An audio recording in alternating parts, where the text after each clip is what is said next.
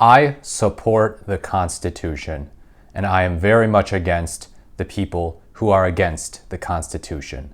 The Constitution is very good. You've probably heard someone say that before. You've probably heard multiple people say that before. Usually people who are running for office, people who are in office, of course they have to say that, usually. But what does this actually mean?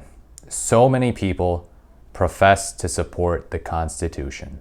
They claim that they're defending the Constitution from all of its attacks, and the other side of the political aisle is going after the Constitution. The Republicans love to say it. The Democrats like to say it almost as much. But what does this mean? You hear the term constitutional conservative. Conservatives, Republican elected officials, like to act like their view of the Constitution is the correct view, the one and only view. There's zero ambiguity, and everyone else is just wrong. That the left, liberals, Democrats, they're waging war on the Constitution. Well, I have an interesting satire article from The Onion on this topic. This is from a while ago, actually. Area man passionate defender of what he imagines Constitution to be. Spurred by an administration he believes to be guilty of numerous transgressions, self-described American patriot Kyle Mortensen is a vehement defender of ideas he seems to think are enshrined in the U.S. Constitution and principles that brave men have fought and died for solely in his head.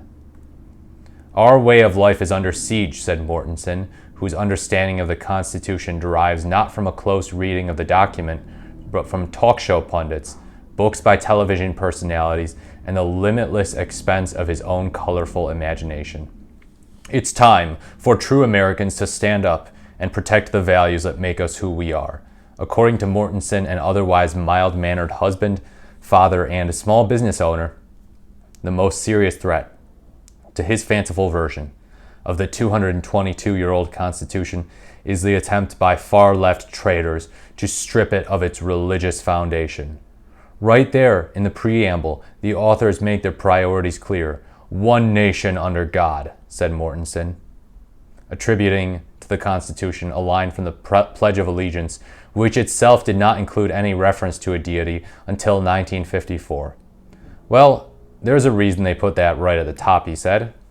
Men like Madison and Jefferson were moved by the ideals of Christianity and wanted the United States to reflect those values as a Christian nation, continued Mortensen, referring to the father of the Constitution, James Madison, considered by many historians to be an atheist, and Thomas Jefferson, an Enlightenment-era thinker who rejected the divinity of Christ and was in France at the time the document was written. The words on the page speak for themselves, he said. According to sources who have read the nation's charter, the U.S. Constitution and its 27 amendments do not contain the word God or Christ. Mortensen said his admiration for the loose assemblage of vague half-notions he calls the Constitution has only grown over time. He believes that each detail he has pulled from thin air, from prohibitions on sodomy and flag burning to mandatory crackdowns on immigrants to the right of citizens not to have their hard-earned income confiscated in the form of taxes, has contributed to making it the best framework for government since the Ten Commandments.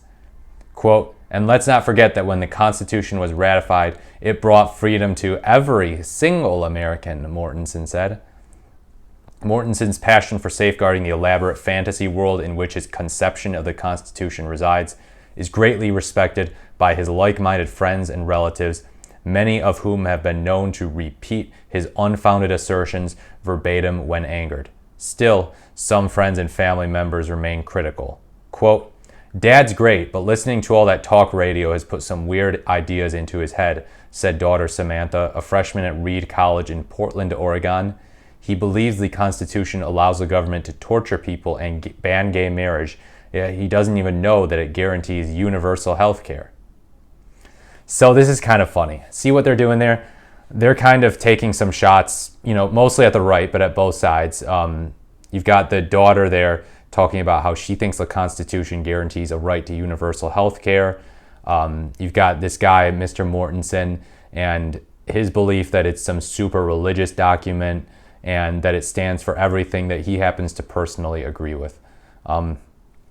Let's talk about confirmation bias too.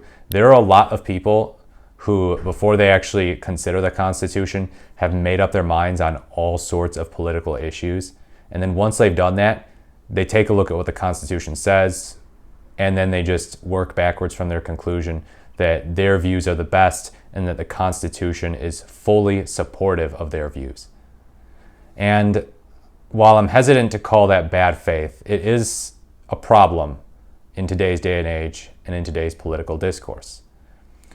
There are so many people, when they talk about the Constitution, seem to have the view that everything that they agree with is constitutional and everything that they disagree with is unconstitutional.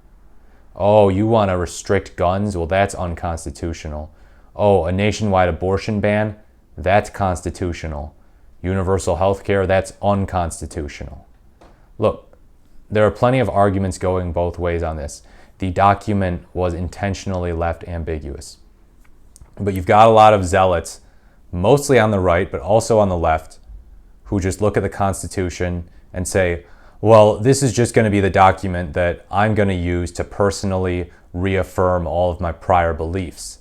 It's like with the election when people say that the candidate, Kamala Harris lost because she wasn't enough like me. Left-wingers say she wasn't too left-wing enough. Right-wingers say she was too woke or too far left. It's a tired old trope. Realistically, and I know this might be unpopular, but the Constitution, in a strict sense, means whatever the Supreme Court says it means at the time. It does. So there's so many things that are not in the Constitution, and yet the U.S. Supreme Court has inserted them in there. And they're in their authority to do that. They're the judiciary. They're entrusted with that power under the Constitution itself to interpret the law, to interpret the Constitution, to do judicial review. That's been going on since the 1800s. Think about the First Amendment.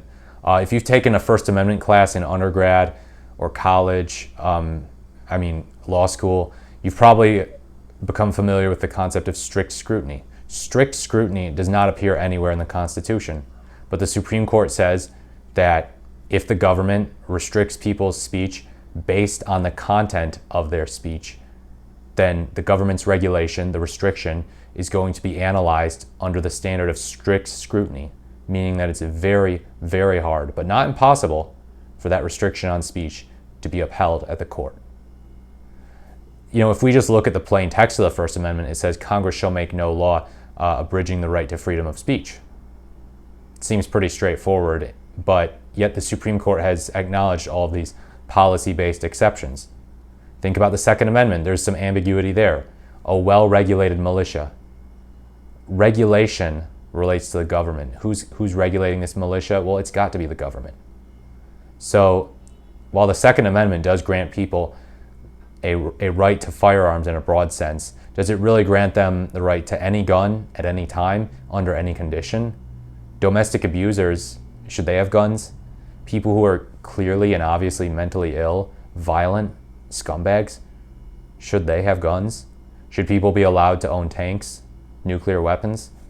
There are some people who have interpreted the Constitution that way, and you have to wonder if it's something that it's because they personally support that or what, or they're just creative or trying to be funny. But yeah, there are some people, I will admit, who do own up to the fact that their views go against the Constitution, and that we should add something into the Constitution to say that, to basically enshrine their political views in U.S. constitutional law. So, for example, this daughter in the satire piece says the Constitution gives a right to universal health care. It obviously does not. But certain progressive politicians have argued that, hey, we should put something in there, like an economic bill of rights. FDR wanted to write an economic bill of rights, or have written an economic bill of rights, to guarantee people certain positive rights that they don't have, that'll help them meet their economic needs. So yeah, there are people who will admit that that their political views don't line up with the Constitution, and they say that we should fix the Constitution to account for that. There are people who are also straight up at war with the Constitution. I mean, people on the very far left, Marxist types, people like Donald Trump, the president-elect, who has said that we should terminate the Constitution, all rules and regulations, basically because he believes that there was fraud in the 2020 election and that he's entitled to suspend or terminate the Constitution as a result of that fraud.